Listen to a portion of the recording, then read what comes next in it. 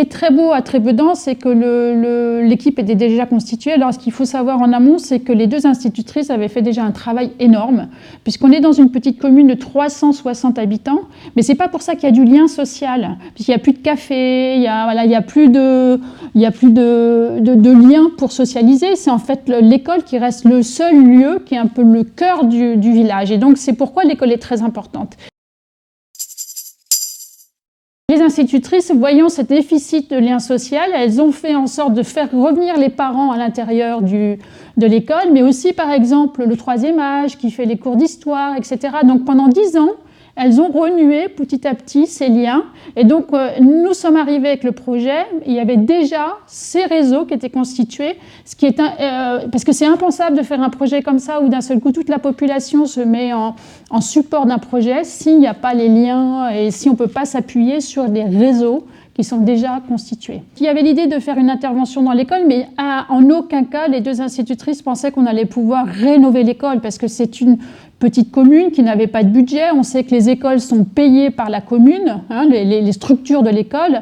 N'oublions pas qu'à l'époque, il y avait un algéco dans la cour de l'école et qu'une des classes se faisait dans l'algéco, les plus petits, qu'il faisait froid, qu'il pleuvait quand il pleuvait, et que c'était insoutenable, mais que personne ne disait rien, puisque si on commençait à décrire cette situation, l'école allait fermer. On va faire quelque chose d'exceptionnel pour en fait embarquer tout le monde et montrer qu'aussi l'école, c'est essentiel. On va créer une école passive, on va essayer d'intégrer le plus possible de choses, que ce soit au niveau social, écologique, économique, et en fait, on va proposer quelque chose qui fonctionne au niveau de l'interaction entre les gens, puisque c'est déjà en friche.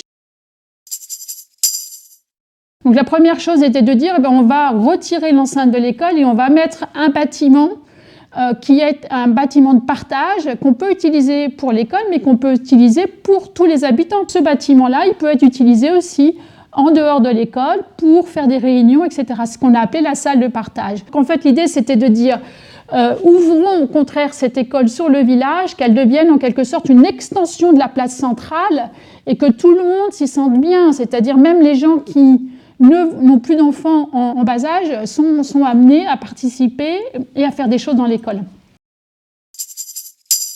Quand je venais à Trébedan, je logeais chez Tonio et Laurence. Et donc, quand j'ai présenté le projet assez rapidement devant tout le village, j'ai jamais eu autant de pression parce qu'on ne s'attendait pas à ce que tout le monde vienne regarder en fait quel était ce projet qui était en train de se mûrir au sein du village. Et ça a été un des très très très beaux jours de ma vie parce que là d'un seul coup je me disais je peux participer à cette aventure en fait, cette envie des gens de faire bouger leur village en fait, j'ai les moyens de les aider et ça c'était très beau en fait comme journée. Rien ne serait arrivé sans la passion de ces deux institutrices.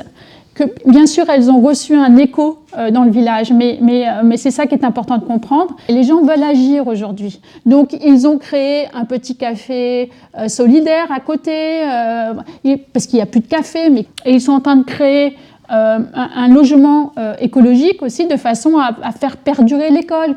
Et maintenant, je pense que ça va continuer. C'est ça le plus beau, en fait. C'est juste amorcer avec un projet et après mettre les gens en capacité de continuer tout seul et de trouver après la méthodologie et également les projets pour faire évoluer le petit village.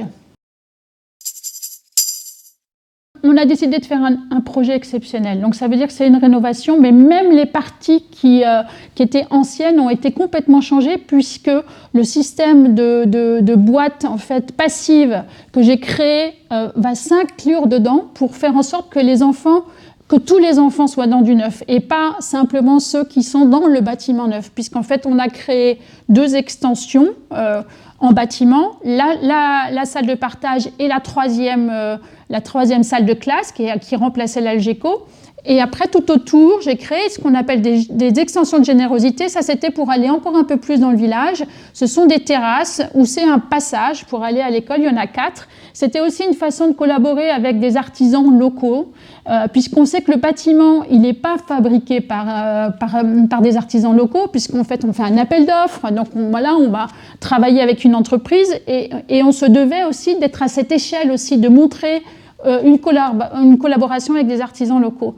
Et en fait, donc on a une première extension de générosité qui est vraiment l'idée de pouvoir se poser devant. Et donc aujourd'hui, elle peut être utilisée pour faire un petit marché bio, d'après ce que j'ai entendu.